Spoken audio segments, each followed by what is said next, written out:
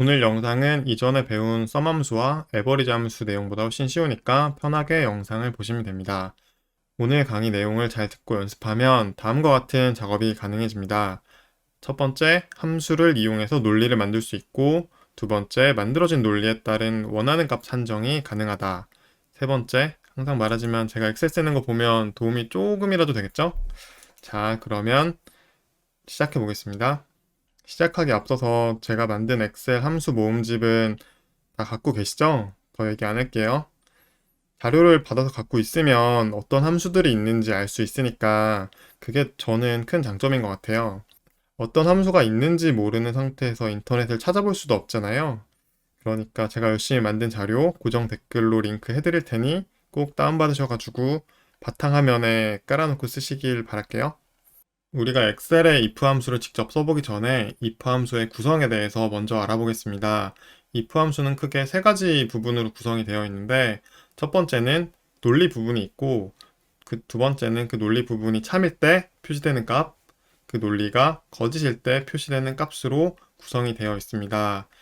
예를 들어 설명해 보면 강아지는 애교가 있나라는 논리가 있을 때 그 논리가 참이면 애교가 있다, 그 논리가 거짓이면 애교가 없다라는 값을 표시해 준다고 생각해 볼 수 있습니다. 이 예시에서 논리는 강아지가 애교가 있나이고 그 논리가 참일 때 표시되는 값, 거짓일 때 표시되는 값으로 알아볼 수 있습니다. 방금 보여드린 예제를 if 함수의 구조 안에 넣어 본다면 는 치고 if를 쓰고 괄호를 연 다음에 논리를 먼저 쓰고 논리가 참일 경우에 표시되는 값, 쉼표 찍고 논리가 거짓일 때 표시되는 값으로 식을 구성하면 되겠습니다.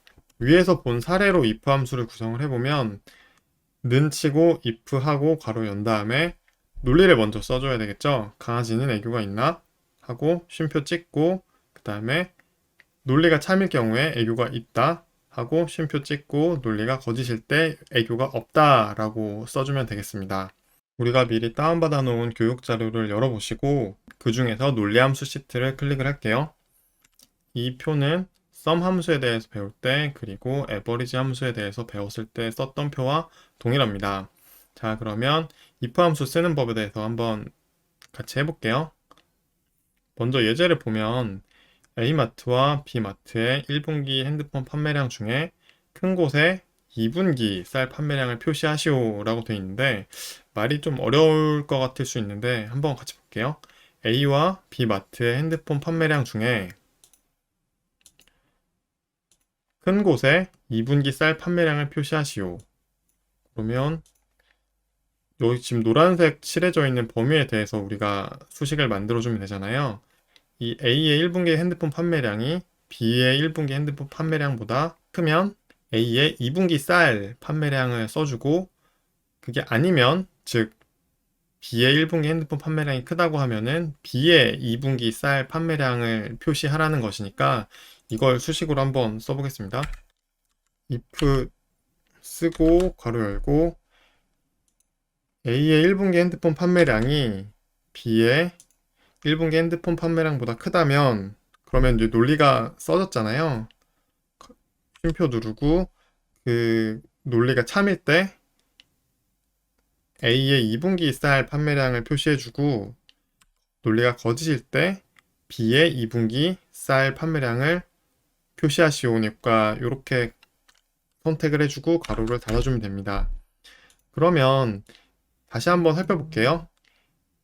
A의 1분기 핸드폰 판매량이 90이고 B의 1분기 핸드폰 판매량이 85니까 A가 더 크잖아요. 더 큰 곳에 2분기 쌀 판매량을 표시하라고 했으니 A의 2분기 쌀 판매량인 1050이 나왔죠. 근데 만약에 그 논리가 틀렸을 때 표시해주는 값이 맞냐라고 한번 확인을 다시 해보면 85라고 돼 있는데 이걸 95라고 써볼게요.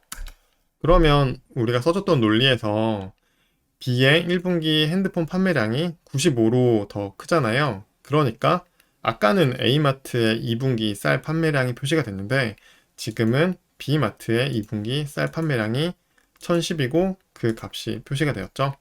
이게 if 함수입니다.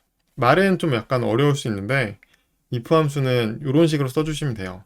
다시 수식을 보면 if 써주고 괄호 열고 논리를 먼저 이렇게 써주고요. 그 다음에 그 논리가 참일 때 나오는 값을 표시해주고 그 논리가 거짓일 때 표시할 값을 써주고 가로를 닫아주면 됩니다. if 함수 어렵지 않죠? if 함수에 대해서 한번 다시 보면 그 논리가 참이면 참인 값을 표시해주고 그 논리가 거짓이면 거짓인 값을 표시해주세요가 if 함수잖아요. 그래서 이제 if 함수에 대해서는 다 이해가 되셨을 거라 믿고 이번에는 다중 if 함수를 알아보겠습니다. 말 그대로 if 안에 if를 넣는 건데 여기서 보면 첫 번째 강아지는 애교가 있나? 참이면 애교 있다를 표시해주고 거짓이면 애교 없다를 표시해주세요가 if 함수의 첫 번째 단계였는데 이 안에 if 함수를 한 번 더 써주는 거예요. 그래서 애교가 있다고 하면 그러면 if를 하나 더 써줄 수 있는데 그러면 이제 새로운 논리가 나오겠죠? 강아지는 그러면 귀여운가? 강아지가 귀여우면 참일 때 그렇다라는 값을 표시해주고 강아지가 귀엽지 않으면 거짓일 때 아니다라는 값을 표시해주세요가 다중 if 함수입니다. 다시 보면은 강아지가 애교가 있을 때 원래는 애교 있다를 표시해주면 되는데 이 애교 있다라는 값의 표시 대신에 한 번 더 if로 물어보는 거잖아요. 강아지가 귀여운가? 맞으면 그렇다. 아니면 아니다.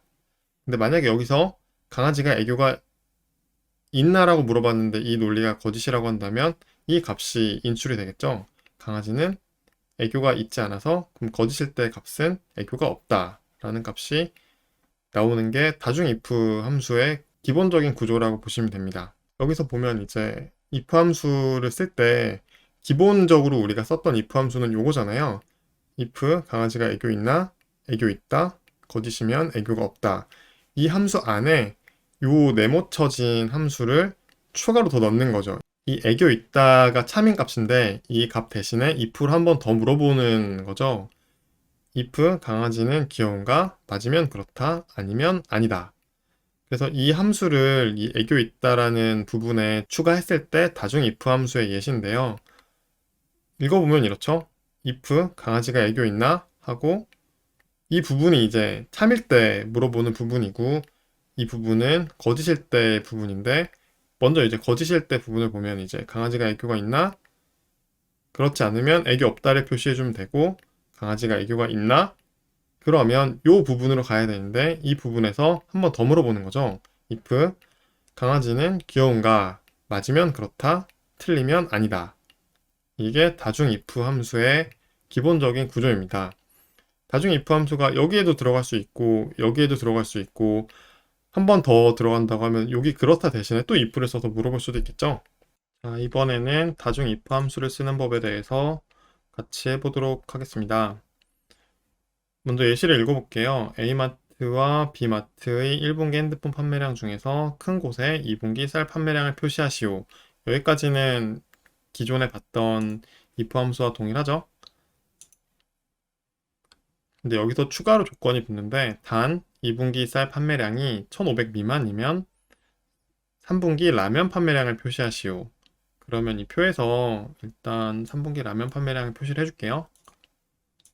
하고 같이 한번 써보도록 하겠습니다. 식이 복잡할 때는 하나씩 하나씩 식을 써나가면 됩니다.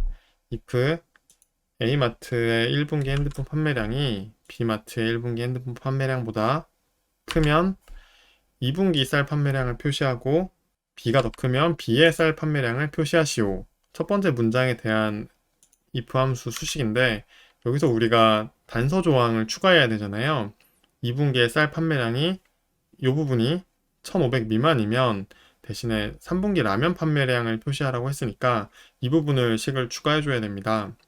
그래서 보기 쉽게 구분을 해주고 이렇게 스페이스 눌러서 수식 써줘도 다 엑셀에 인식하거든요.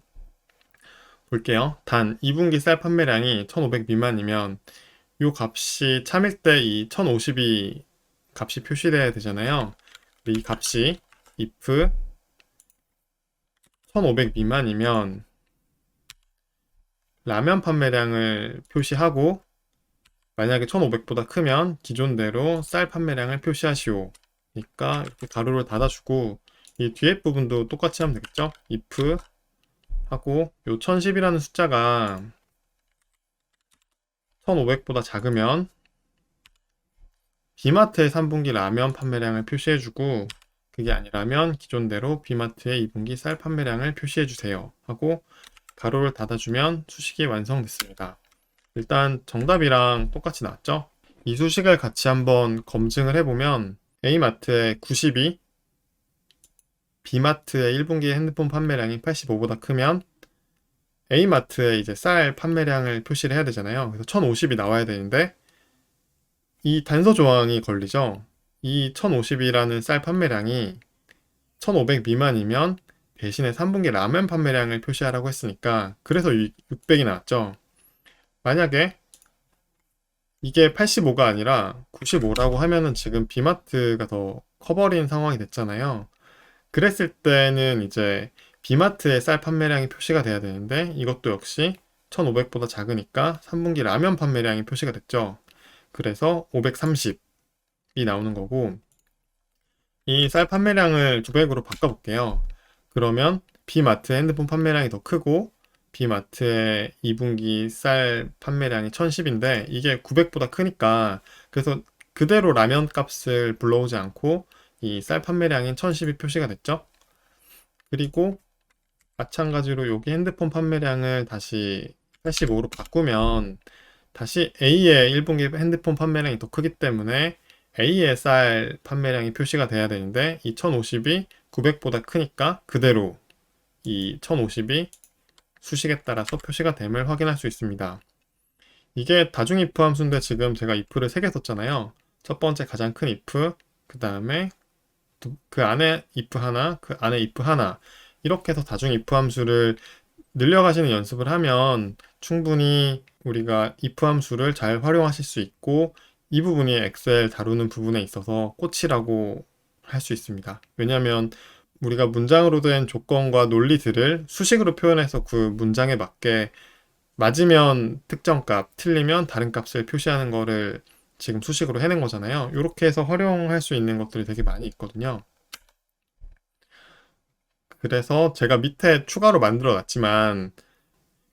놨지만 이렇게 긴 문장도 단 하나의 수식으로 표시를 할 수 있습니다.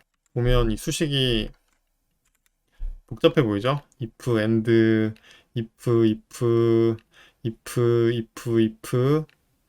if.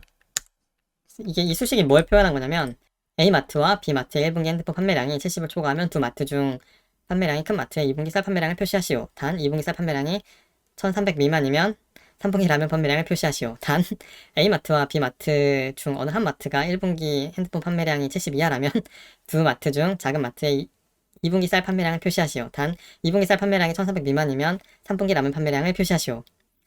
이거를 제가 이 수식으로 만드는데 한 20분 넘게 걸렸던 것 같아요. 근데 이거는 제가 밥 먹고 하는 업무가 엑셀 가지고 재무 모델 만드는 거였기 때문에 그렇게 오래 걸리진 않았던 것 같은데 여러분도 연습하시면 할 수 있습니다. 여기까지 if 함수에 대해서 강의 마칠게요.